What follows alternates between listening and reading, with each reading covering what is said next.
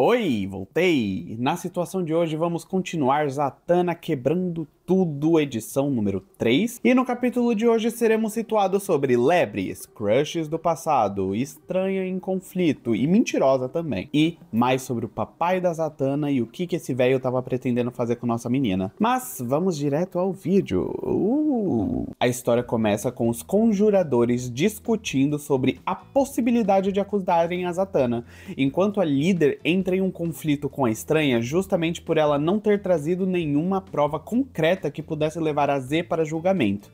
E tem um detalhe aqui, porque tem dois dos conjuradores que no meio de toda a treta estão ali falando que o show da Zatanna é ótimo e que além disso é grátis. Olha só que diva acessível. E depois de muito blá blá blá e quebra-pau, nós voltamos para o apartamento da Zatanna. E aqui já temos a lebre indo direto para o papo, perguntando que história é essa de você não faz magia? Tu é toda poderosa, mulher, te valoriza. E a Z insiste que só fez magia 2 vezes durante sua vida inteira. E agora não consegue mais, e mesmo que conseguisse, ela não faria, porque pelo que ela percebeu dessas 2 últimas edições, magia é coisa de babaca. E eu não consigo nem falar que não é, porque aqui, sinceramente, os conjuradores são insuportáveis. A lebre diz que entendeu tudo perfeitamente e mete logo uma cabeçada gigantesca na cara da Zatanna, que aqui eu fiquei até surpreso com tudo que estava acontecendo, porque foi de uma cabeçada pra a página mais psicodélica que eu já vi na minha vida. E olha só, as cores, a arte, o contexto, nossa, eu já li todas as edições bem antes de fazer esse vídeo, e é muito incrível que cada vez que eu leio é uma experiência diferente. É alguma coisa nova que eu tô vendo, é alguma coisa nova que eu tô percebendo, sei lá. E a Panini vai lançar o encadernado de Zatanna quebrando tudo em outubro, que também é o mês do meu aniversário. Então, lá por, acho que é pelo dia 31 de outubro que eles vão lançar. E obviamente eu vou comprar, porque eu quero ter a experiência de ler isso fisicamente, vendo. Nossa, deve ser lindíssimo. Se a Z não foi acusada pelos conjuradores, pode ter certeza que ela não tem a mesma sorte com a lebre, já que aqui ela é acusada de mau uso da magia pela Ordem das Lebres. E haja grupinho mágico nessa história, hein? hein? E como sempre pode piorar, a pena da Zatanna é a de morte, e o executor dessa pena é o Destruidor de Almas, um coelho gigantesco com apenas um olho. E amorecos, vamos ficar aqui um tempinho olhando pra esse fofinho. Eu simplesmente me apaixonei por ele. Eu acho que é o olho. É carismático, é um fofinho, um querido. Eu me apeguei bastante ao Destruidor de Almas. Isso que ela pensa que ela pode domar ele porque ela tem bastante prática com coelhos. Ô amor, olha o tamanho desse negócio. Tá doido, é? Obviamente isso dá errado e essa mulher não tem 1 minuto de paz. Só que percebemos que era tudo apenas uma ilusão causada pela lebre. Era um tipo de feitiço justamente para que a Zatanna, em uma situação de vida ou morte, acabasse utilizando a sua magia para sobreviver. E sinceramente que plano incrível. A lebre, Itachi Uchiha. Ou lebre Uchiha, chame como preferir. Mas valeu super a pena, porque além da Zatanna perceber que sim, ela pode usar mágica, nos presenteou com essa cena perfeita do olhar de 1000 jardas da Zatanna, simplesmente não acreditando que era apenas coelhinhos. A lebre então conta que está vigiando a Zatanna já tem bastante tempo, e diferente do que a Z acredita, ela vem usando magia desde que ela era pequena. Toda vez que ela dorme, ela acaba falando durante o sono, e essas falas dela são sempre de trás pra frente, ou seja, ela está usando magia. A mulher, toda vez que tá dormindo, fica jogando os coelhos de um lado pro outro. Agora para e pensa, desde o ataque do demônio na edição 1 até agora, isso tá acontecendo numa linha contínua. A Zatanna não tá tendo tempo nem pra respirar. É basicamente o seu chefe enchendo o seu saco o dia inteiro pra você resolver 10.000 coisas de uma vez só. E ele ainda fala que você não faz nada. Como essa bomba de informações é demais pra Zatanna, ela decide simplesmente desaparecer. E não com magia, com um truque bem básico de bomba de fumaça. E apesar dela ter despistado a lebre, percebemos que as duas estavam sendo observadas por um outro agente do Conselho dos Conjuradores. Esse povo não dá paz pra ninguém mesmo, né?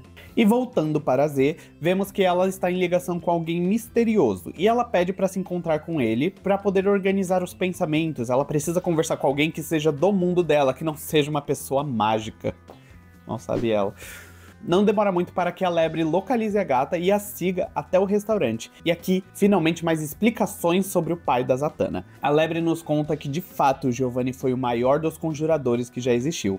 Um mago muito autodidata que aprendeu tudo na base do "eu vou atrás, meu bem". não precisa de ninguém me ensinando não. E isso faz ele cair nas graças do conselho, que tratam ele como um filho prodígio. Porém, eles suspeitavam que o Giovanni estava usando magia proibida e com isso ele estava ficando muito mais poderoso do que o conselho gostaria, já que assim não teria muito como controlar ele, né? Então, conforme o tempo passa, os conjuradores param de tratar o Giovanni como um filho querido e começam a vê-lo como um inimigo, desrespeitando as suas regras. E aqui a Lebre nos explica o óbvio, que os conjuradores são seres mesquinhos que se enxergam acima de tudo e todos e querem o controle acima de tudo, meio que da mesma forma que a Zatanna descreve o próprio pai. E voltando para o ponto, vemos o que o Giovanni pretendia com a Z, quando ela ainda era uma criança na edição passada. Ele estava quebrando a regra máxima dos conjuradores, que é a proibição de transferir ou receber magia. E essa regra não é um mero capricho dos conjuradores, é porque assim, além de você receber magia, você vai ficar mais forte, ainda corre o risco de você perder totalmente o controle e você acabar virando um demônio. Os mesmos que estão atacando. E o Giovanni, enquanto jovem, no auge da sua arrogância, já havia aprendido uma prática há muito tempo banida, que era a de roubar magia. Então aqui não é uma simples transferência de magia igual a Zatanna fez com a estranha lá na edição 2. Aqui é o oposto, aqui é você roubar a energia e a força vital dessa pessoa. Basicamente você mata a pessoa roubando a magia dela. E vemos que ele pretendeu fazer isso com a Zatanna, enquanto sua filha era apenas uma criança que confiava em tudo o que seu pai falava. Eu fico muito feliz em como o mistério está sendo construído, apesar de mudarem muito da personalidade do Giovanni da Terra Zero para esse universo paralelo, é muito gostoso ver como todo esse mistério vai se desenrolando e como todo esse mundinho aqui segue uma cronologia e uma linha mágica decente. Então, eu fico muito feliz de estar lendo essa história aqui e eu fico muito empolgado, porque é uma história realmente muito boa, eu já me repeti isso umas 10 mil vezes. A Lebre diz que os conjuradores tinham uma desconfiança de que o Zatara estava usando magia proibida, porém não agiram a tempo suficiente, e a Z foi quem pagou o preço dessa demora em agir. E aqui, tadinha da Zatanna. Ela não entendeu nada da explicação da Lebre e ela começou a se culpar. Instantaneamente deduziu que roubou a magia do Giovanni, muito provavelmente porque ela não conseguiu acreditar que o seu pai estava disposto a passar o facão mágico no pescoção dela. Continuando, vemos que o Giovanni não ensinava magia de propósito para Zatanna. Ele sentia nela o poder grandioso que ela tinha e ele queria roubar esse poder para si. Então, o que ele fez? Não vou ensinar magia pra minha filha pra ela não poder se defender de mim na hora que eu for roubar ela. Enquanto a Lebre vai nos explicando as coisas, nós percebemos que o pai da Zatanna não morreu, ele está vivo.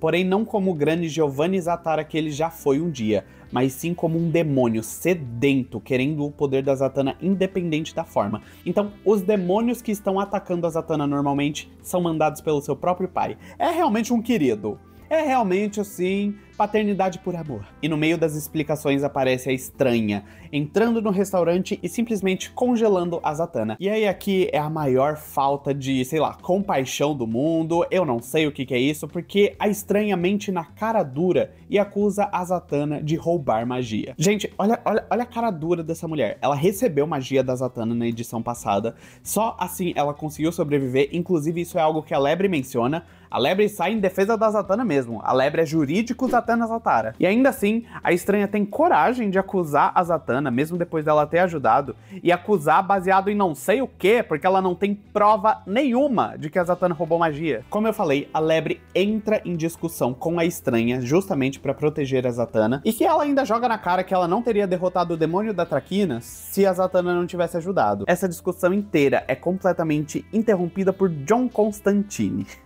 Ele aparece ali de boa, sentado, comendo um lanchinho bem gostoso, com a sua cara de bobão, dizendo que, ele estava lá por causa da Zatanna, no caso, o encontro que ele tinha marcado com ela, e 2, ele já deixa bem claro aqui que ele sabe que a Zatanna é uma feiticeira bem poderosa.